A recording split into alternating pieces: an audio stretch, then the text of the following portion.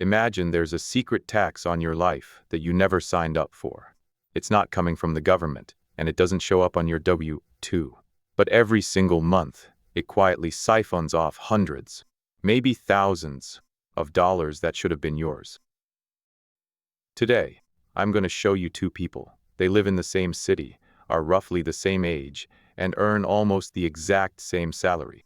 They look identical from the outside.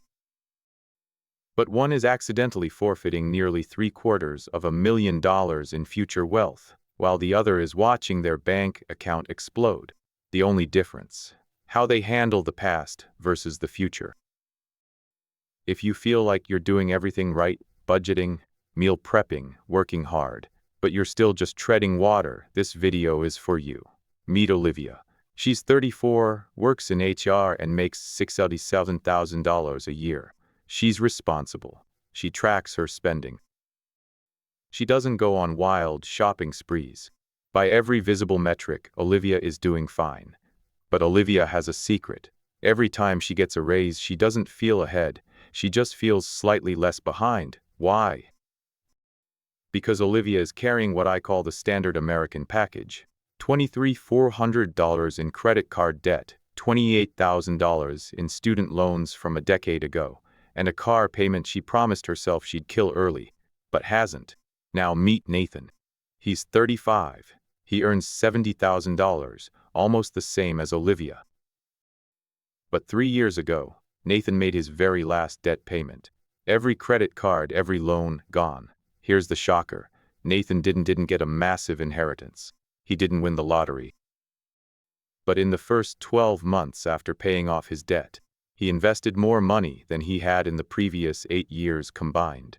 The math finally had room to breathe. And that breathing room is the entire game. Most people, Olivia included, massively underestimate what their debt is actually costing them. Olivia looks at her monthly bills: $520 for credit cards, $310 for student loans, $380 for the car. That's $1,217 a month leaving her pocket. To her, that's just the cost of being an adult. But let's run the actual numbers. On those credit cards alone, with a 22% APR, is brutal. $23,400 times 22% divided by 12 equals roughly $429 a month in pure interest. Out of her $520 payment, only about $90 is actually reducing the balance.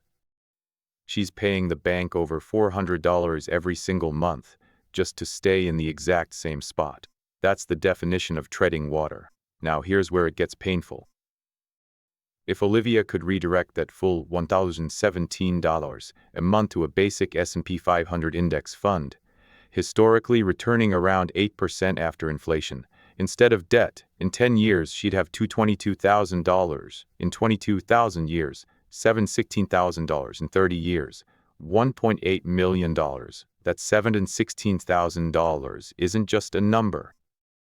It's the future wealth Olivia is quietly forfeiting every month. It's the house she didn't buy. It's the early retirement she won't have. It's a ghost account that exists only for the bank's benefit. Now, in real life, no one redirects 100% of debt payments into investments. Emergencies happen, cars break, life intervenes.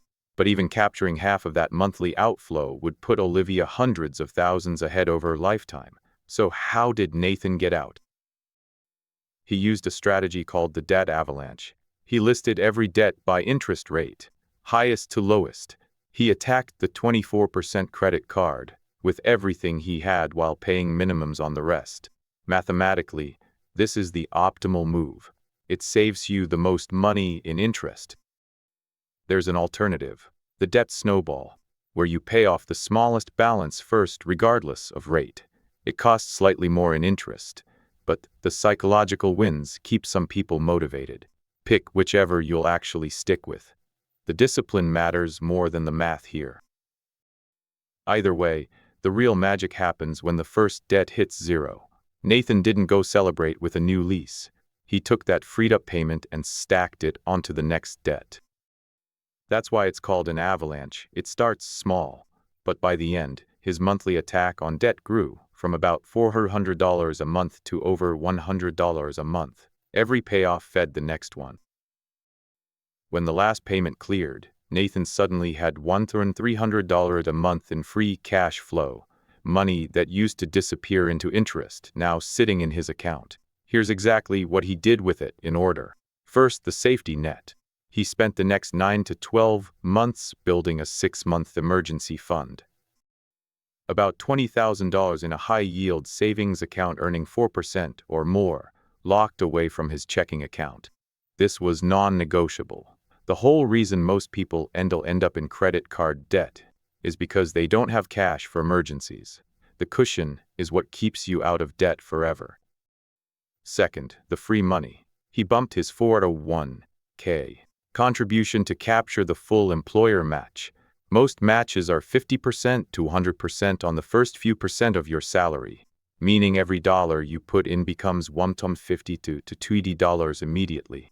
Nothing else in finance offers that return. Just watch the vesting schedule. Some companies require you to stay 3 to 5 years before that match is fully yours. Third, the wealth engine. He maxed out a Roth IRA. The 2026 limit is $7,500 a year per the latest IRS announcement, and threw the rest into a regular taxable brokerage account. By doing this in order, Nathan flipped the script entirely. Compound interest, which had been a parasite sucking him dry for years, suddenly became his closest ally. This isn't just about spreadsheets, though. Debt is a physiological burden, and there's hard research to prove it. A 2019 study published in the Proceedings of the National Academy of Sciences by researchers at the National University of Singapore studied 196 chronically indebted households who received unexpected debt relief from a charity. The results were striking.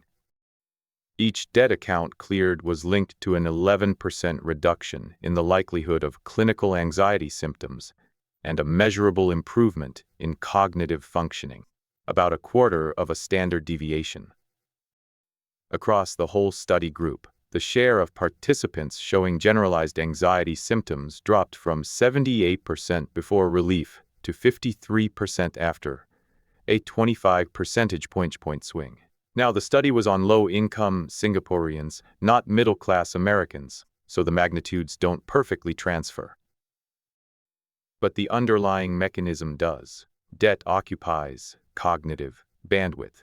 Every dollar you owe is also a dollar of mental load. Think about Olivia. Every career move she considers is filtered through a silent, fearful question: can I still make the payments?